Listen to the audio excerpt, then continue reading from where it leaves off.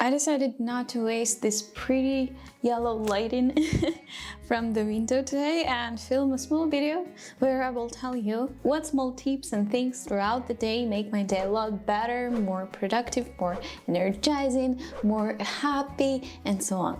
And the first one, I just have come up with it really fast, and this is keeping your notes open while you're working. Yeah, this is a Diane bouquet that I made recently. Didn't really work, so if you want to have some home decor for autumn, this is not a good idea. Or a good one, but for a day. And while I work, I have my notes open and it works like a brain dump. I use a different profile to work, and this is where I edit videos. Doesn't really matter much, but while I work, if I have any idea that comes to my mind, I just have it open and I take a small and fast note of it, like, I don't know, wash the coat, and then I forget it. It's in my notes, it's not forgotten. I am not anxious about remembering it, and I can just go and continue working.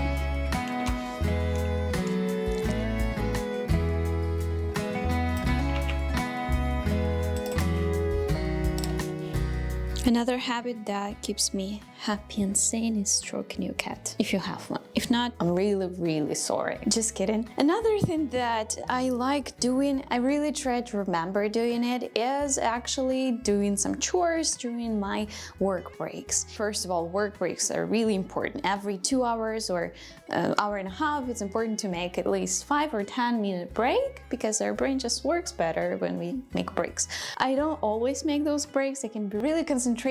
This is why it's sometimes hard for me to break this cycle, but when I do, the best thing that I can do is to do some home chores while I have a break. And now I think it's time for these clothes to put them down here and then sort. Just the usual laundry sorting out thing, you know? And I will let my mind rest along the way.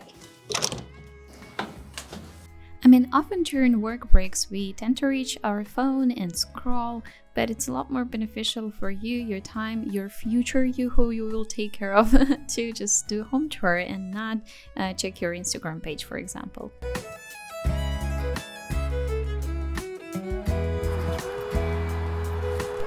What I think is important for every human being is to going out for walks, especially in the nature. There are different studies that show that it's beneficial for you and your body.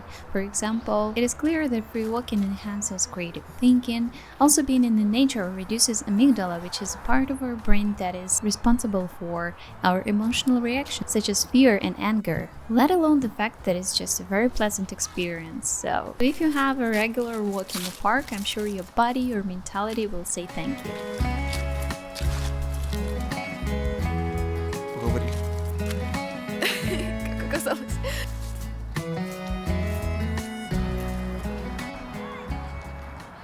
If it's not too much to ask, please hit the like button, because it helps to spread the idea of mindful living to the world, and I will appreciate if you do that. Okay.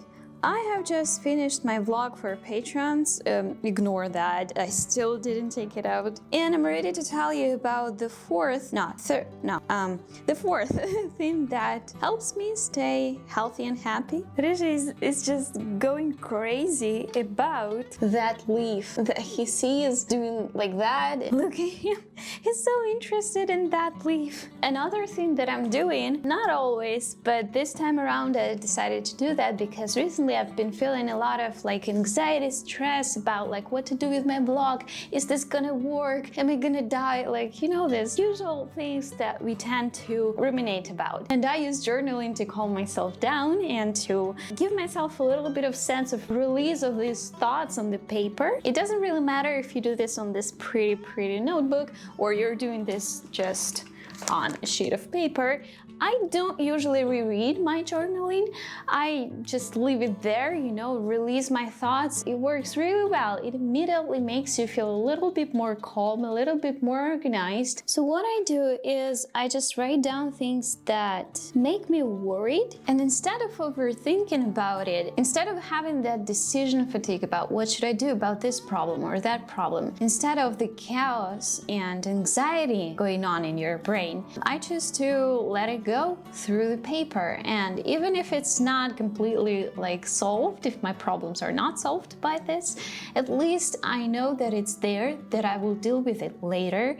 If you would like to see more in-depth mindfulness updates, I recommend you just subscribe to my newsletter. It is completely free and you will receive a very inspiring short read every single week on your email. Maybe not every single, but every week, okay?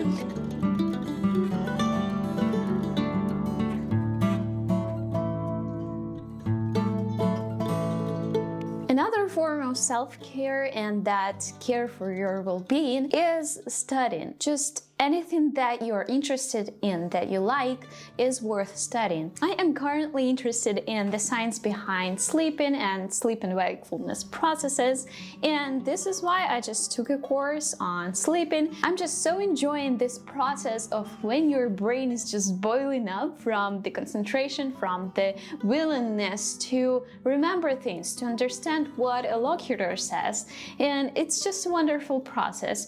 Also, if you're not interested in studying anything, it's always worth studying languages, because according to studies, there were like two groups that were experimented with, and one group of elderly people who knew different languages, more than one language, were tested on the appearance of Alzheimer in their elderly years. And there was another group of people who knew just one language, and they were also tested on this Alzheimer activation, and the results were very interesting. The people who knew more than one languages received or started to experience the symptoms of Alzheimer like 2-3 years later than people who knew only one language.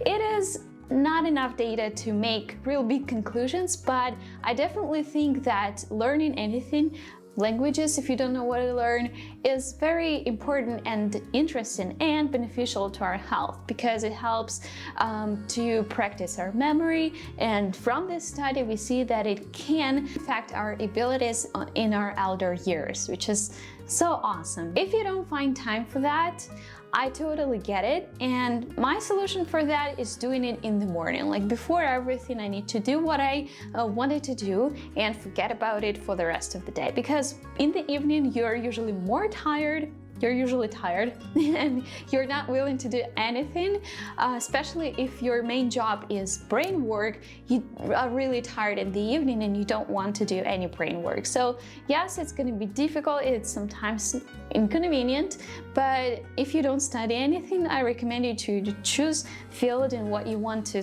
investigate something in and start doing it. I don't really know why exactly I'm studying it, but I took the whole University of Michigan course and I'm going to finish it, and so far I'm so enjoying it. I'm already finishing doing my work and going to just watch a TV show. Why don't we talk about watching TV shows as a form of self-care? Maybe it's not like that much of a self-care, but it's also a nice way to entertain yourself in the end of the day, just not thinking about work. Meditation also helps, but you know, watching TV shows are a little bit more interesting.